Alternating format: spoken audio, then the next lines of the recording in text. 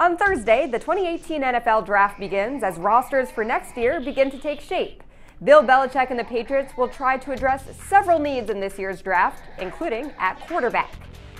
But before taking a QB, don't be surprised if the Pats beef up their front seven by drafting a linebacker.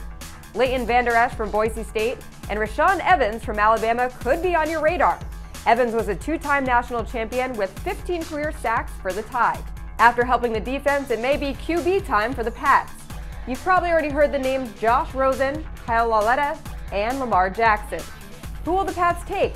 Your guess is as good as ours, but remember, Lamar Jackson won the Heisman Trophy in 2016, which may not be a good thing.